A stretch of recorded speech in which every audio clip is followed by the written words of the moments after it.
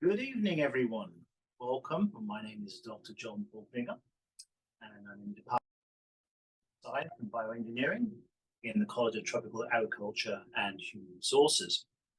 And some of you have got one of these. And today I'm going to show you how you need to prepare your culture to allow you to start growing some delicious mushrooms. And these are blue oyster mushrooms. They'll come out of very brilliant blue.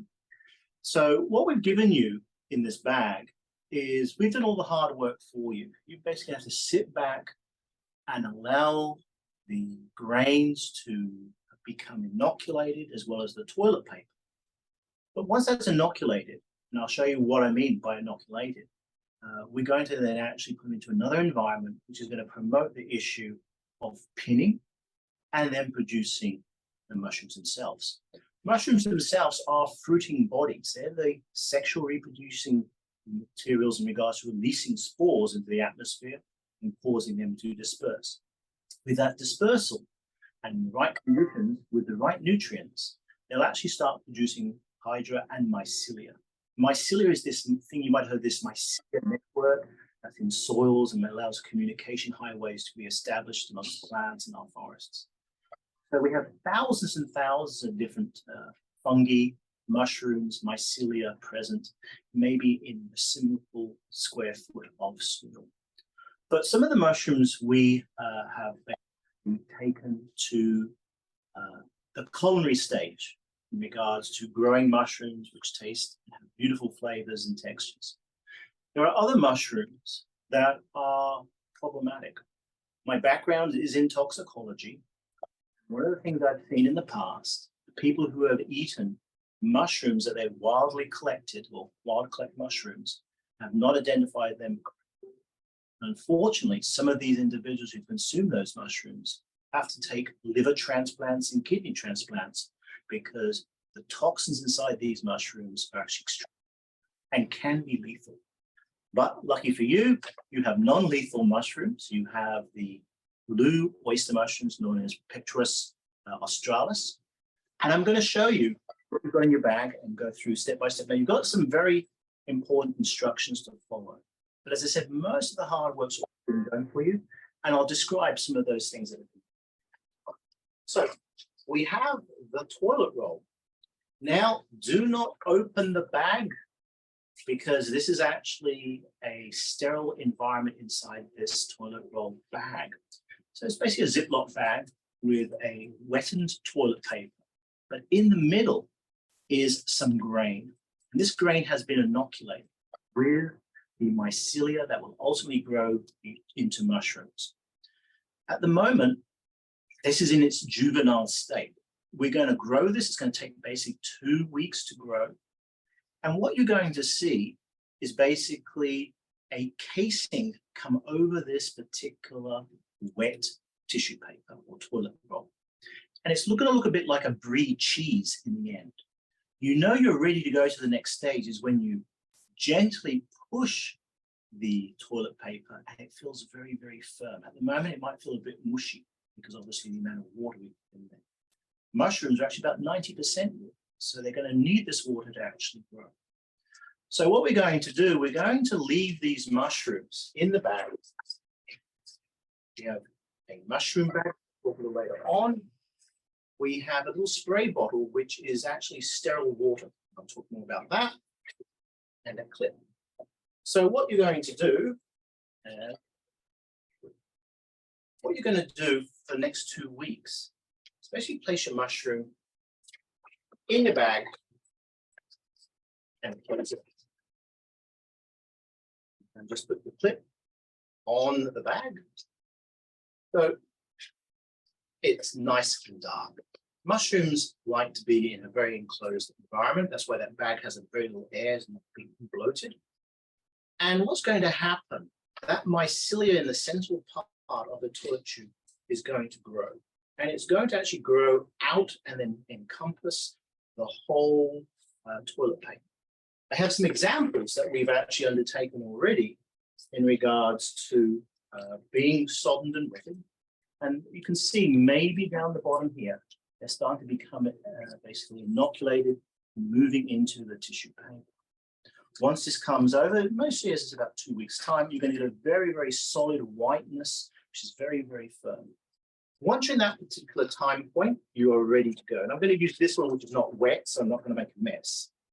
And the important thing here is sterility. You're going to have to ensure that your hands are very clean and that you're working in an environment that is going to be mostly low airflow, because you don't want to get the microbes that are in the air into your mushrooms. The issue is once the mushroom surface or the mycelia over the toilet paper is actually pretty resistant, but we're still going to be very, very careful.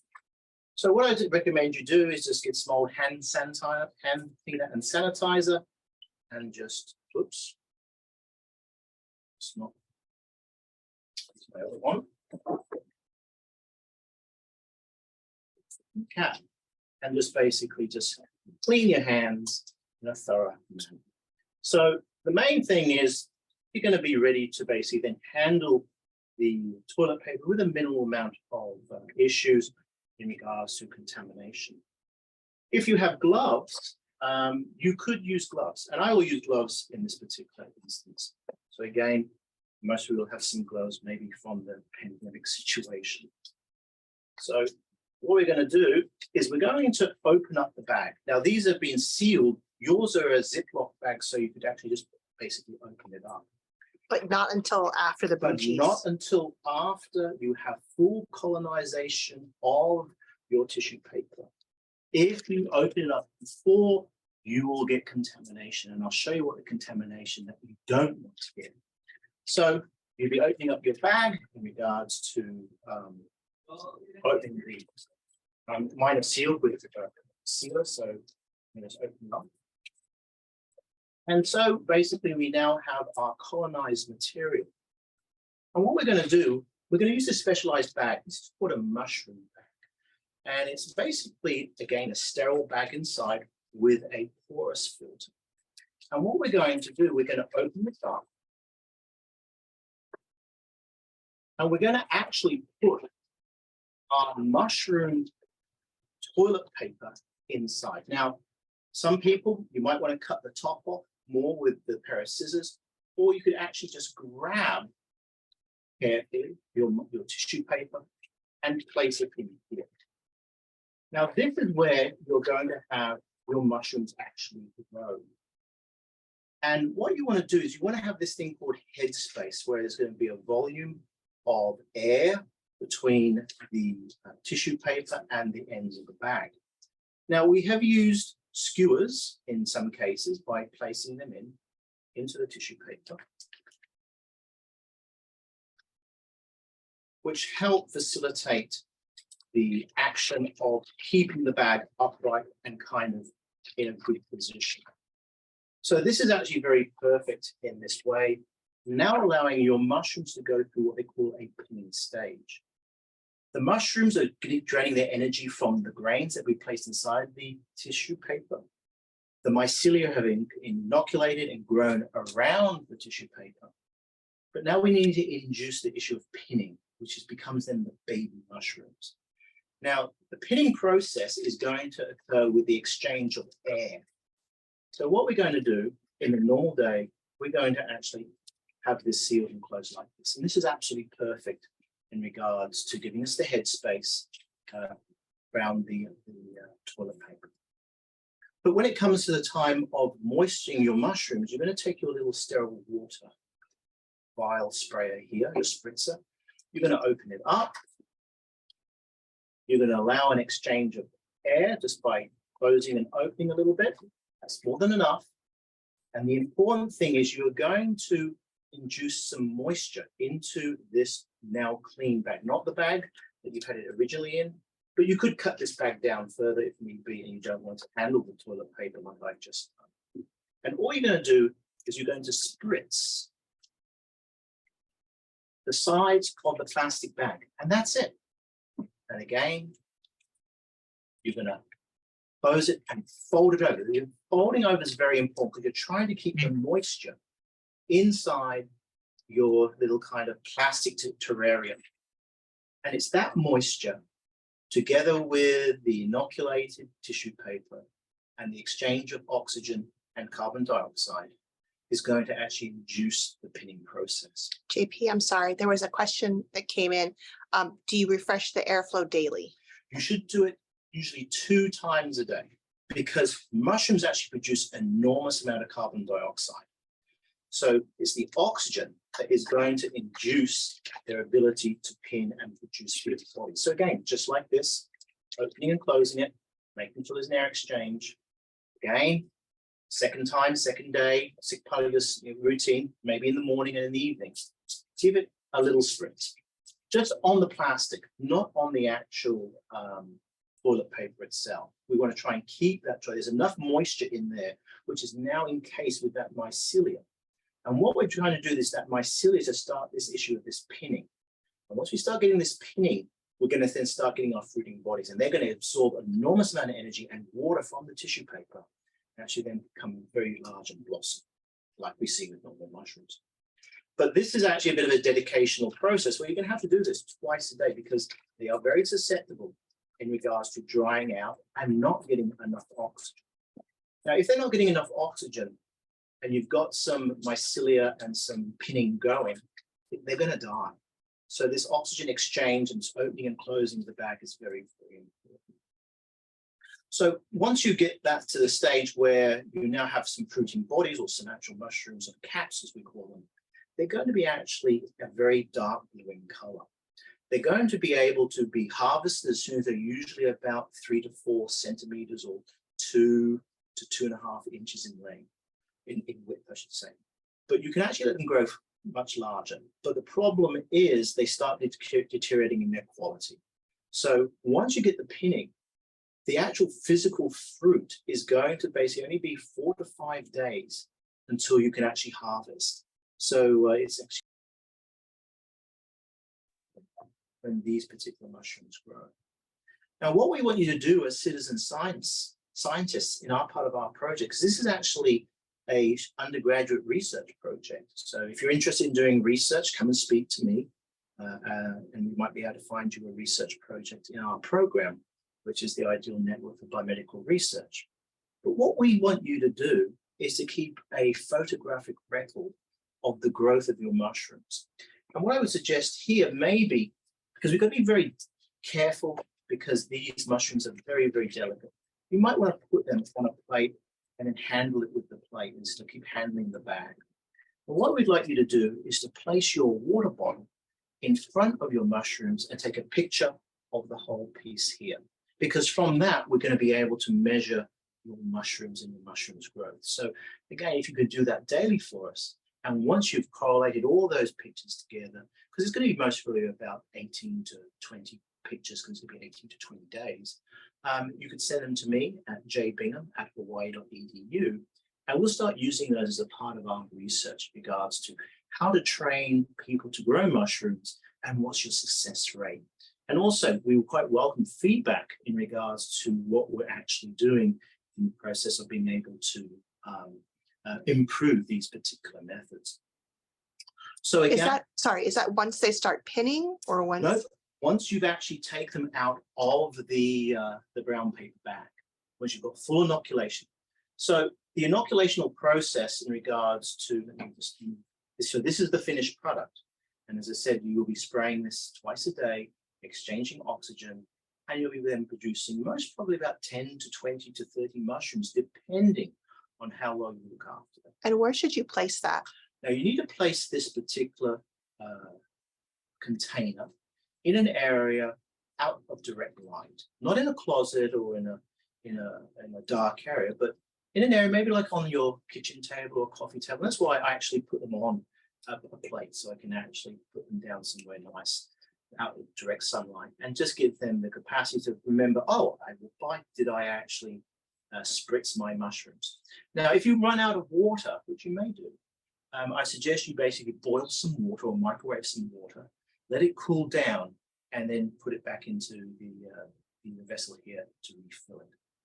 You don't have to actually have sterile water, but it's highly recommended, because you'll want to try and mitigate or minimize the competitional molds and fungi that are in our atmosphere. which may have settled onto this tissue paper and also then basically start growing. The reason we're so successful with this is because the blue oyster is very resistant and very hardy and very fast growing.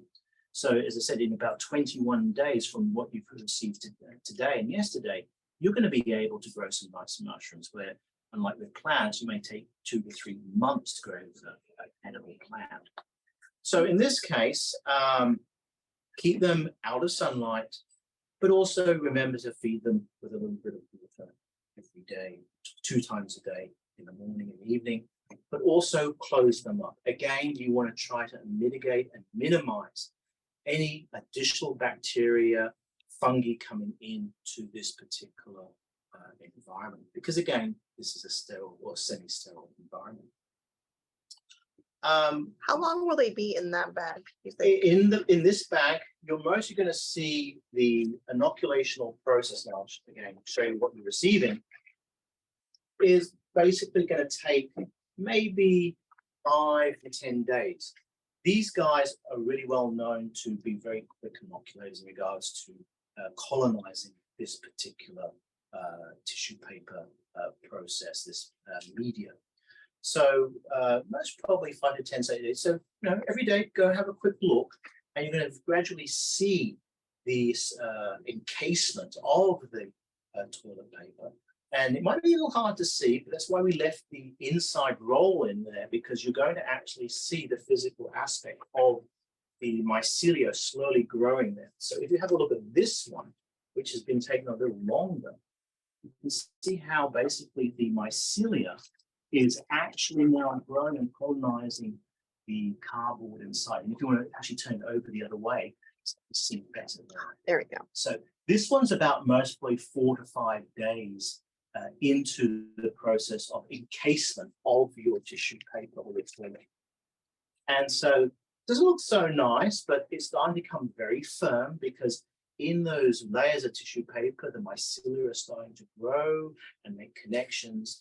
Unlike what we see here and here, where the toilet paper is very, very soft, this is actually very, very firm. So we get into the stage nearly where, again, it looks like a brie cheese, outside of a brie cheese.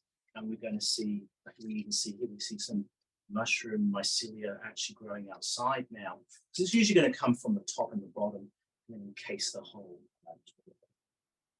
So with that in mind, we're going to then open this up and do the same process here and putting them into the additional bag that we've given you, which is the mushroom bag. The important thing is, as I said, that oxygen exchange, this filter, which is a very fine filter, allows oxygen exchange and carbon dioxide exchange to occur also, but not as much as this system actually needs. So it's by opening it up and spraying it, there's going to be more potential to obtain the exchange of these gases. So with that in mind, we're going to then produce these beautiful mushrooms. As I said, we've done all the hard work for you, because typically when you get mushrooms, and I've given some information which will be going out in a handout, is that correct? That you'll mostly actually buy something like this. This is a live mushroom culture, and this is actually the blue oysters we've given you. So with that, you can get these commercially. And there's actually mushroom suppliers on the mainland, but you've got to be very careful to ensure that these are the species that you can actually import into Hawaii. And there's a list that I've given you through the Hawaii Department of Ag. So what you actually do with these particular syringes, you can do one of two things. You can make what we call a liquid culture. So this can be hard to do at home. And as I said, we've done the hard work for you using a sterile environment. But with some training, and we might do another video in the future on this, but with some training and some insight, you can actually do this at home. It takes a lot of time and effort, because there's these things called infections and molds and contamination that can actually spoil your particular process. 1 in 5 will usually work first off, but then you'll get the rate to increase as your experience increases. So we have these things in regards to liquid culture. So this is actually made of caro, which is that sugary substance you do cooking with. And what we put in is a little bit of mycelia in the bottom, as you can see there, which is this cloudy stuff. And basically, we can then use that to actually transfer to grains. Now, it's the grains that give us the energy to actually allow the mycelia to grow and to actually then produce the bodies. Other ways you can actually do is, you've mostly all seen these little sauce cups that you can buy at Costco or Sam's Club. You can place a little bit of the syringe material in there, which is with an agar base. So you can buy agar also, I think, from Amazon. And you put some little nutrients in there, and you can actually then grow your particular mycelia. And when that occurs, we then actually dissect it and put this into the grains also to allow us to actually grow our what we call spawn. And the spawn is the thing that we've put inside the toilet paper. So with this, there's some different techniques, but what ideally we do in our lab, we get abundance of mycelia, such as this particular petri dish, which is full of Kenny's blue oyster mushrooms mycelium. So this is what we call a stock, and then we actually put it into what we call grain jars, and I'll show you what a grain jar is. So these are fully colonized grains. So this one is actually in the partial process. I'll take the outsole off. In the partial process of being actually going through colonization. And we use a mixture of grains. Now, the thing is, these processes have to be pressurized or pressure cooked or autoclaved to ensure sterility. The grains, the glassware, the lids, everything needs to be very, very clean. So if you're a studious, clean person, you're going to be in a good position to allow you to produce things like this in regards to allowing full colonization to occur. And once you get that colonization to occur, like we've seen with Kenny's oysters here, we can then break the grains up and then put them into a substrate. And it's that substrate, like we see with the toilet paper, which becomes a substrate. It has cellulose. Enzymes have enzymes to break those celluloses to get the sugars that they also need to actually grow. And also the substrate provides a lot of moisture. So again, that's why we've used toilet paper, because we know it holds enormous moisture. But too wet can cause problems, too dry can cause problems. You just have to be just right. So with these, we can then break these off and put them into more toilet paper.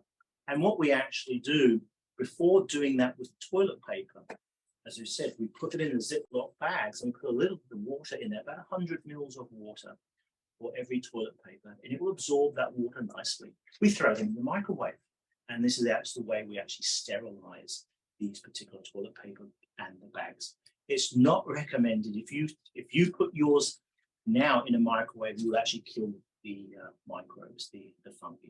So we do that, let them cool down, and then we actually inoculate them in regards to putting in the grain spore to allow us then to actually colonize the toilet paper.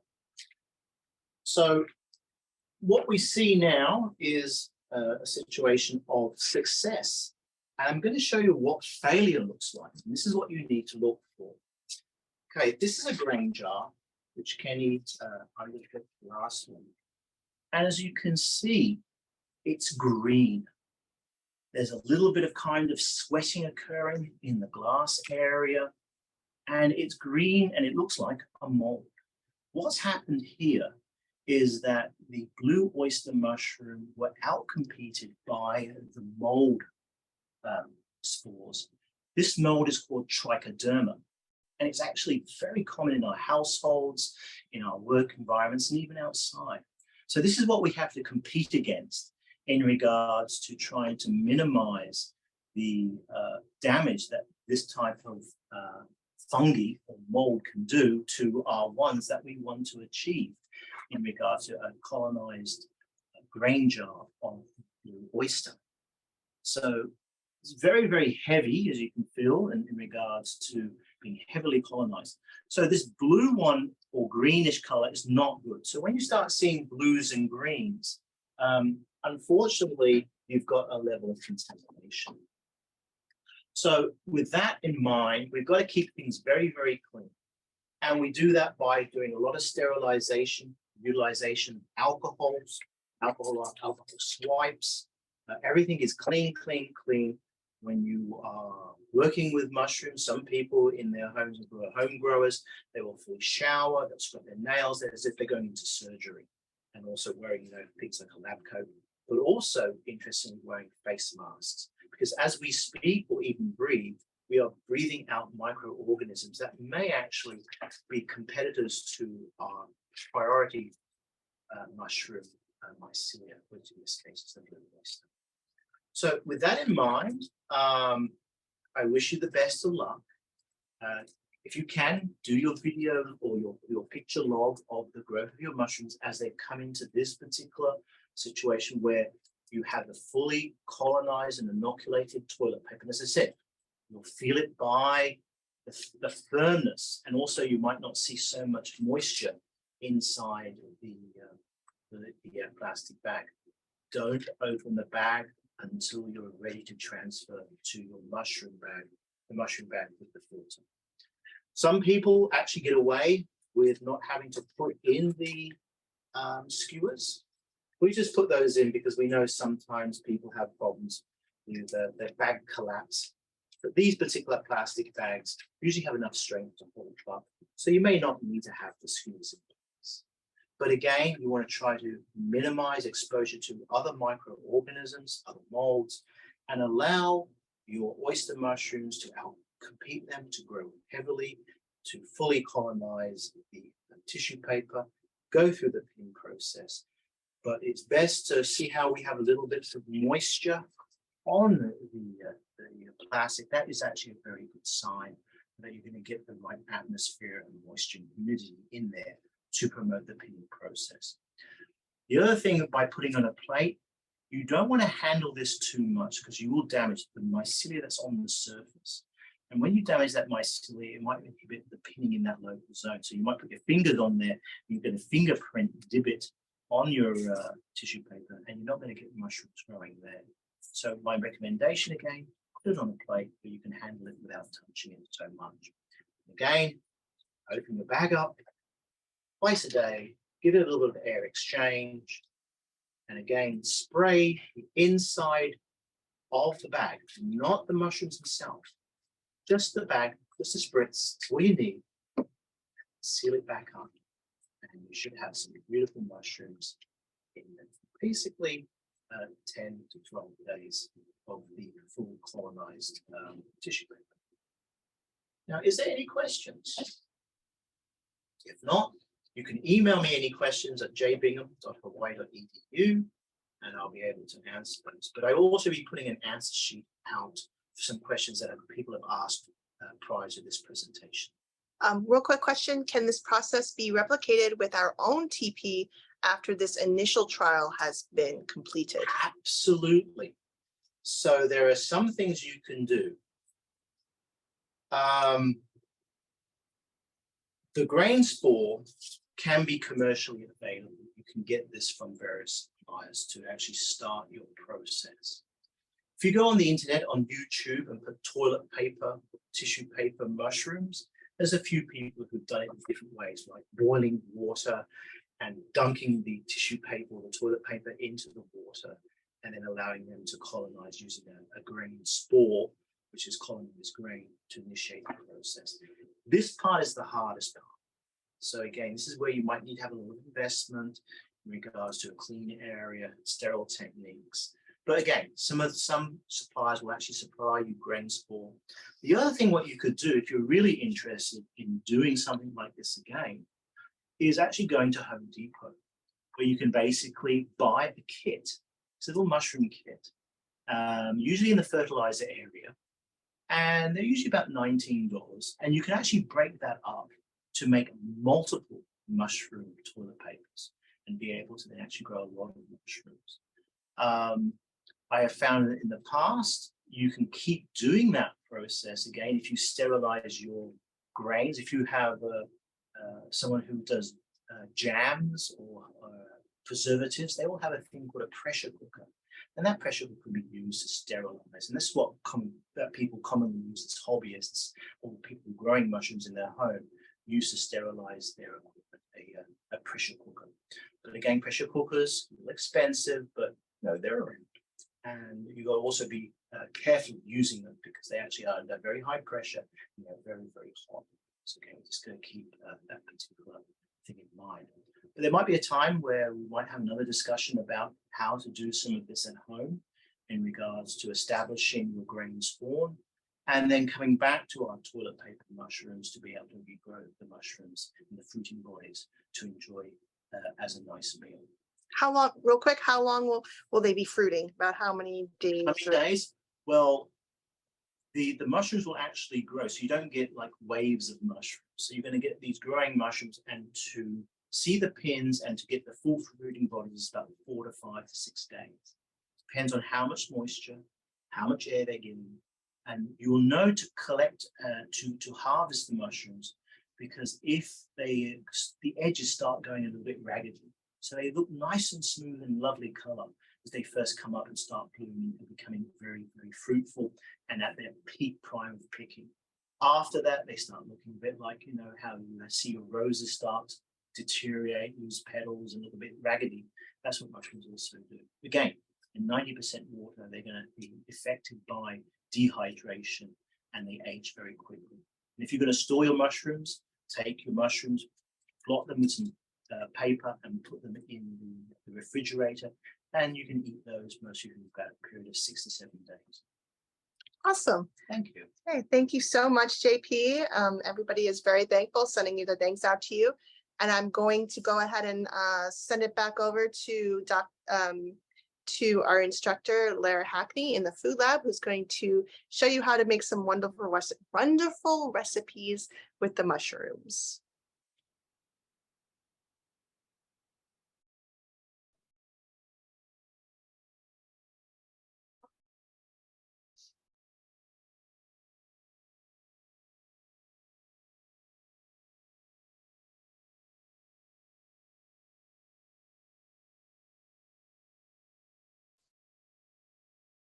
Can they hear me?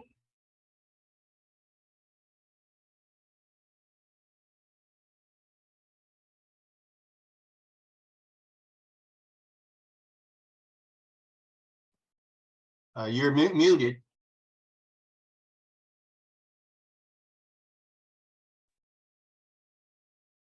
We're good? They can hear me now? All Yeah, right. I can hear you Happy now. Friday night. Welcome back, everybody, to a cooking adventure. You heard the exciting starts of creating blue oyster mushrooms. Now we're going to put them and cook.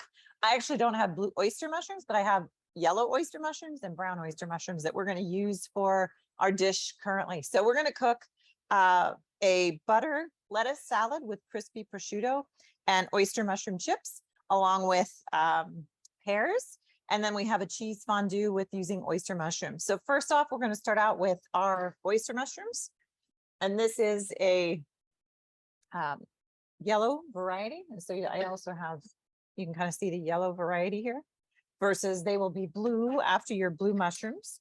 So I'm going to make the oyster mushroom chips. And basically what you do is you get your, take off the kind of the ends, the woodiness of it. And we're going to just tear that off and take it into small pieces. Oops, I actually want to put this into a bowl. Hang on 1 second. These guys here. Okay, I'm going to put it into a bowl and we're going to tear up our oyster mushrooms into bite-sized pieces. Again, you can leave off that heavier, thick stem part. If it's real small, you don't even have to cut them up. I'm going to take this, tear them up a bit. Is there anybody in the audience that's ever cooked with oyster mushrooms? So their texture is, they have a bit of a chewy texture as typical mushrooms. Their flavor is, of course, nice. And we've got that umami, especially with the blue oyster mushrooms. You've got that nice flavor. We've got a little bit of a, if you were to have the blue, they actually have a bit of a licorice nuance to them, but not much. And then cooked, obviously, is going to be that nice flavor. So we're going to cut these up or tear them up. And then I'm going to add some olive oil to taste. This is purely on your flavor preference. So I'm going to use olive oil. instead of the oyster mushrooms for this particular recipe? Absolutely. You could use anything. So I actually picked up, not knowing my volume, I picked up king oyster mushrooms. So this is a king oyster mushroom. So this one is a little even more, almost like seafood because it's got that texture. It's a real heavy, hearty texture compared to the oyster mushrooms are a little more delicate than that king oyster. So I'm going to toss this mixture with a little bit of olive oil. And again, my recipe didn't have a volume, so I kind of just did it, eyeballed it. So we want to get them coated just enough. And then I'm going to add some salt, some kosher salt. So I would say, I'll put some in a container real quick. And then I'm going to add, I don't know, a couple pinches just to get the flavor. Because we're actually making chips. This is our oyster mushroom chips. And then I'm going to add some red pepper as well. Oops, if I can get my red pepper. We'll pop the top. There we go. So again, do as spicy or as little spice as you'd like. Then we're going to mix that up. And then we'll pour that on a baking sheet. And my oven is heated up to 375. And then we're going to put those in the oven for, I say, anywhere from 12 to 15 minutes. You kind of want to crispy them up a little bit. So we'll put those in the oven at 375. And turn on that top rack. All right. So those are cooking. That's the beginning of your salad mixture. So before that's done, I will get us started with our fondue. So fondue is quarter cup of oil, or a half a recipe, 2 tablespoons of olive oil. Sarah, if you come over closer to me, we'll get it here. So you've got your olive oil, and then we're going to have our mushrooms. I'm going to turn our olive oil on. We're going to get that warm. So I put it up to about a 6 on the dial. I'm going to cut these up a little bit so they're a little bit smaller, so that we're not trying to. So remember, fondue is using bread to scoop it out, so we don't want to have huge chunks. So we'll put the chopped sliced mushroom. But I think going back to my question of any mushrooms, really it could be any mushrooms. It's your preference, your choice, what's available. I found my mushrooms today are from H Mart in IAS. So I haven't seen oyster mushrooms so much at Safeway, but you can find them probably Whole Foods, Down to Earth. You know, look at some of the more specialty stores that might have them a little more selection. So we have chopped up. We're going to add them to that oil in just a second. So we're going to get those nice and chopped. I'm going to flip my deal around. Actually, this is pears for my salad. I will smash my garlic. So we want to do minced garlic. You can peel off. So actually 2 cloves of minced garlic. You could also do granulated garlic if you'd like. So that's if you have a garlic smasher, you're in better shape because you don't have to peel them and mince them. But if you don't, you can smash them down. We're going to peel those. So there's a little bit of history about fondue. Fun thing is it was originated, they trace it back to Switzerland. And then of course, France got in, but the word fondue is to melt. So we have melted cheese. Usually your cheese options would be, I made a Havarti and we have Swiss. So either cheese works. I mean, you could really do a lot of different cheeses. Sharp or cheddar cheese is another option. The softer the cheese, the more meltable it is. Some people do like blends of cheese. So instead of having just one cheese, you could do a blend. So I'll mince this up just so we get that good flavor. We're going to add our mushrooms in a second to our oil after it gets warm. So I've got my 2 cloves of garlic, and now I'll add to this I'm going to add the mushrooms. We're going to add the garlic, and then I have salt to add to it. So I actually have, I find my salt pepper mixture. So we're going to add the garlic here. We're going to add the salt, And we're gonna add the white pepper. So all of that is in here. I will add my mushrooms. And they're sizzling. And my garlic.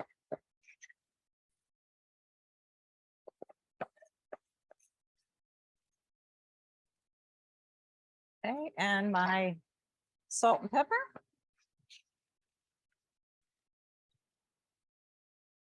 Okay, you can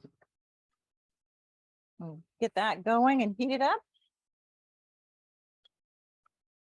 And we're gonna add a white wine. So I have sherry today as my wine option. So we're gonna add a cup of, it talks about dry white wine. So I picked sherry.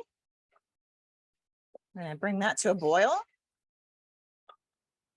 So I probably will turn up just a little bit. So we'll bring up our heat.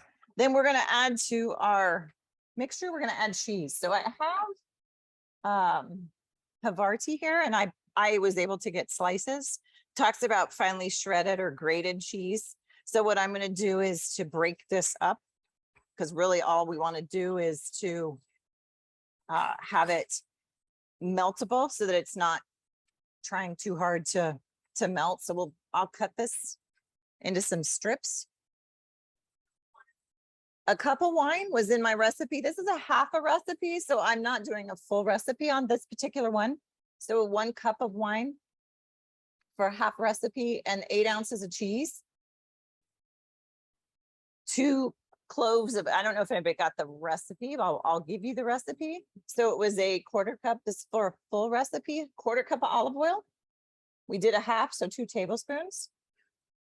2 cloves of garlic, 4 ounces or 2 ounces of mushrooms. I'm gonna get this to boil. And we also have our mushrooms inside, which I forgot to time, but we'll kind of keep an eye on those. They're looking like they're getting a little crispier. I'm gonna get this up to a boil. All right. And then I also have, this also calls for Kirsch, which is a cherry, like a cherry wine. And we have it here with cornstarch. So this has cornstarch and the 1 tablespoon of cornstarch and about 2 teaspoons of, I use Madeira wine instead of brandy. So brandy you can add to it as well in place of that. But Kirsch is a cherry brandy. And here's our boiled temperature. Now the thing with cheese is tricky just because if you have it super hot, it will clump or it will separate. So I got it to a boil. I brought this up to a boil and I'm actually going to turn my heat down a little bit. It talks about bring it to a boil, add your cheese. But my best feel is to not have it boiling while I'm adding that cheese. It does talk about whisking it constantly. So I'll grab a whisk after I get this stirred. So a whisk would be helpful if you don't have a whisk on hand, and you can definitely use, a spoon, but we'll whisk it. What I think I'm going to start with is to actually, because it's boiled, I'm going to pull it off the heat so that my burner's on, but I'm going to turn it off, pull it off the heat just so I don't overcook that cheese. So we're going to drop our cheese in.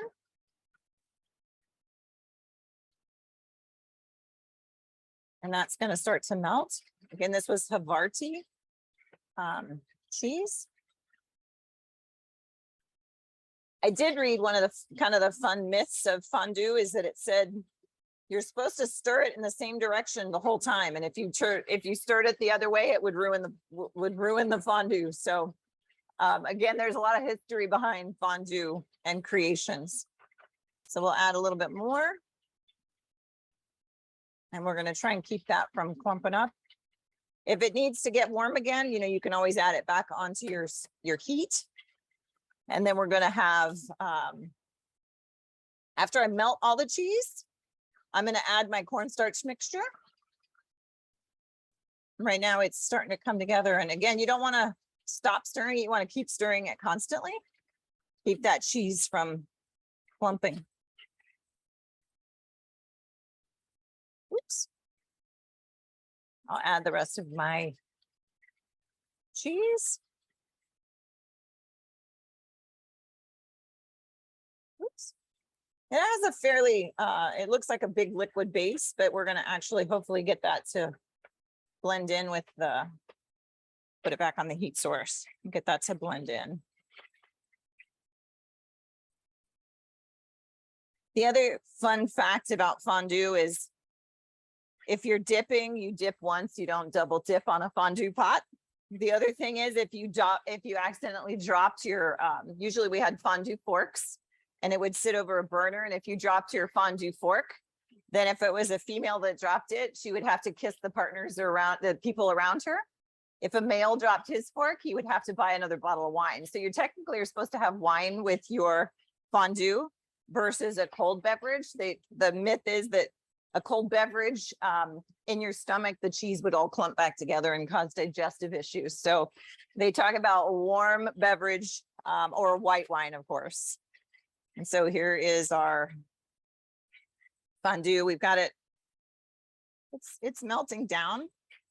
And then we're going to add our cornstarch mixture, which is going to help that liquid, the remaining liquids. We're going to have that so it thickens up a little bit more. So I will stir that. Oops. And just like cornstarch does, it starts to settle.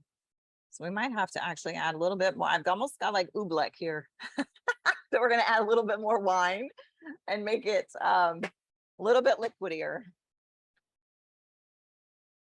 All right, so I'm just going to add a little bit more.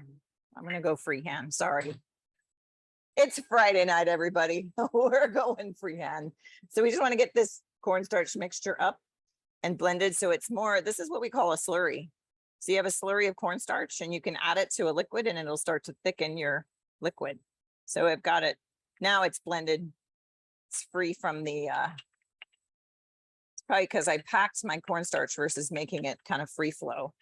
So we're going to add that slurry of cornstarch and wine. And then we can get this to cook. Again, we're going to bring it up to a little bit of a boil because we want that cornstarch to, the flavor of cornstarch, we don't want that stuck in our flavoring. So we're going to add that heat to get it up to a boil and then heat it up for a short term. But technically, if you want to get rid of the starch flavor in anything that you add cornstarch to, you would cook it for a minute. So we're going to get that to heat up. So while that's reheating, I'm going to start my prosciutto for the salad. So we have prosciutto, which we cut. So I sliced it in about 1/2-inch slices. I have olive oil from in here from before. So I'm going to add, turn on my heat on low. We're going to heat the temperature of our pan to low. Then we're going to start to kind of saute that prosciutto. I'm going to add just a little bit more oil. So add a little bit more olive oil to the pan. Okay, and then we also have, this process is just to get your prosciutto crispy. So we'll get it crispy and then we actually add red wine vinegar. And it, again, it doesn't have an amount, but you can kind of give it a splash of red wine vinegar. So we'll add this to the bottom. And we want to get it so it's kind of starts to sizzle and get crispy. You want to try and do it as thin of in a single layer as you can. Then you can add more once it starts to shrink. Okay. Now prosciutto could be substituted really with, it could be Black Forest ham, it could be capicola, it could be anything really that you want to substitute it with. You don't necessarily have to have the prosciutto. We are going to check our mushrooms. I would say we're going to give them like 2 more minutes. Let me put a 2-minute timer on that. And then those will be nice and crispy a little bit. And then we're going to scrape them off. So that's what I call them, the mushroom chips. And I have torn up butter lettuce as well as the hearts of the romaine. So it's the tender parts of the romaine and butter. And then I have a pear. So I did a one pear, and we're gonna slice that really thin. And really the easiest way to get a pear sliced nice and thin is to cut before you cut out your centers, is leave it as a full half, and then you can get your slices nice and thin, and that's gonna just be an added piece. So this salad is pears, prosciutto, and I also have blue cheese to go with it as a topper. So we have a minute left on our mushrooms, and then we will put our salad together. And the chips, the chips that we're making in the oven is part of your salad garnish. So here's my fondue. Again, it's getting nice, and it's got a little bit of clumps in there, but that's from your mushrooms too. So we're going to keep that warm. Usually your fondue is put on top of a warming device. I don't know if that's heating up. Yeah, it is. And the other thing too is there's actually 3 kinds of fondue. There's cheese, which we created. There's a broth base, which is actually for meats. And then there's, of course, my favorite, chocolate. So you can do a chocolate fondue, and that was, you could put fruits in there. I remember as a child, we did chocolate fondue with pineapple. We did it with like dried apricots, angel food cake. It's endless. And then of course, cheese we do with bread. So we'll have some bread for that. And so I will pull this out, and those look wonderfully cooked. So they got a little bit of crisp to them. Turn off that. While that's cooking, I will put in some bread just to toast them up, so we can move these across. We got that nice, look at that wonderful Maillard reaction happen on my mushrooms. They're nice and toasted. I'll let those sit on the side for a minute just to cool off. So we put them with our on top of our salad. And I will put let's see, need one more pan, and we'll put our bread in the oven. But if you have bread, you can cube it so that this is a giant slice, but if you cube it, it'll be easier to dip your bread into. So I'll put it's just a take and bake kind of a roll. Put that in the oven for maybe 6 minutes. My prosciutto is getting nice and cooked, starting to crispy up. I've got my fondue. That one's looking nice and consistently smooth. And it smells heavenly, right? I'd say anything with wine is pretty good for good smell. So we've got that nice texture. Again, you're going for that smooth consistency, but that cornstarch helped to pull that everything together, all the extra liquids. And then I've got my red wine that we'll put with our prosciutto in a second. So this is kind of cooking up. I'm going to turn the heat off of that, pull it off the heat. I've got my prosciutto. I'm going to kind of toss it around. You want to get this kind of crispy. So it's almost like prosciutto is a very expensive bacon. I would say it that way. And you can find that at your grocery stores. Usually it's in the deli area. And you can add that.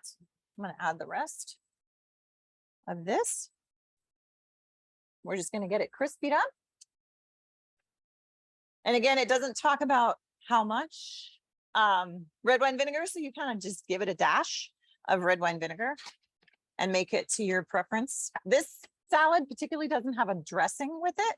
So this is why the prosciutto and the mushroom chips and all that give it the flavor that you're looking for. So we're going to toast these up just a little bit longer. And then I'll add that to my red wine vinegar.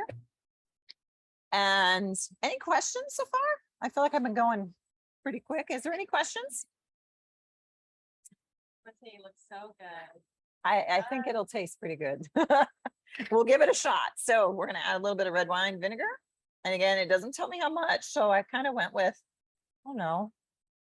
Again, it'll evaporate off some. Probably a tablespoon. That was the half a recipe. So I'm going to let that saute just a little bit.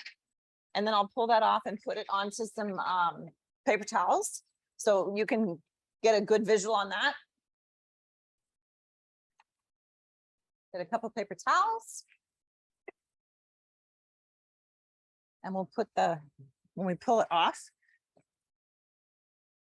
we can put that onto paper towels just to kind of absorb some of the liquids.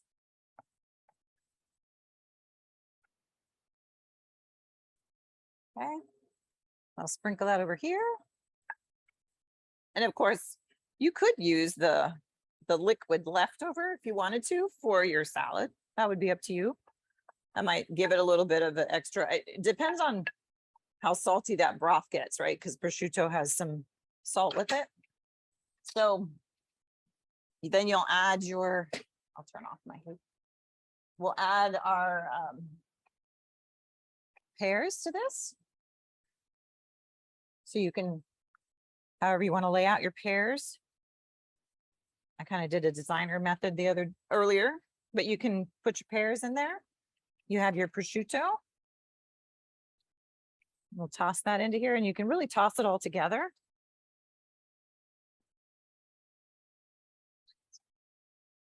We'll put our mushrooms on.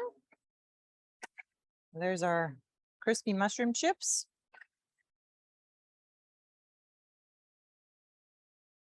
And we're going to top this off with gorgonzola or blue cheese, or it talked about, trying to remember what kind of, my recipe got covered up. It said some kind of cheese, or blue cheese. So I found blue cheese. So I did a little bit of blue cheese on top. You could break down your big chunks. And again, you could use that leftover liquid if you wanted to, if you felt like it needed some liquid, or add just some red wine vinegar. And let me show you what we have as a final dish. So here is your salad. So it's got the mushroom chips. I didn't cook these mushroom chips. This is my first run. I didn't cook them quite as long as I did the second one. This one definitely has a little bit more of the browning, so a little crispier probably. And then we have our version of fondue. So here is your fondue, and then you'll dip your bread in that. And that got that really nice consistency of wonderful creaminess.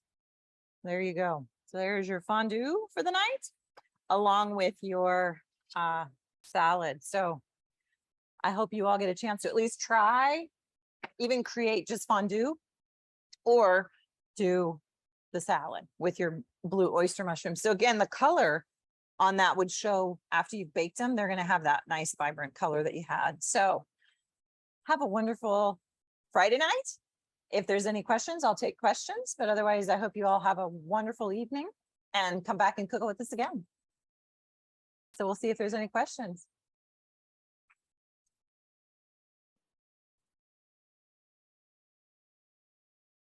You're welcome. Thank you for joining us. We appreciate all of you. Have a great weekend. Stay safe.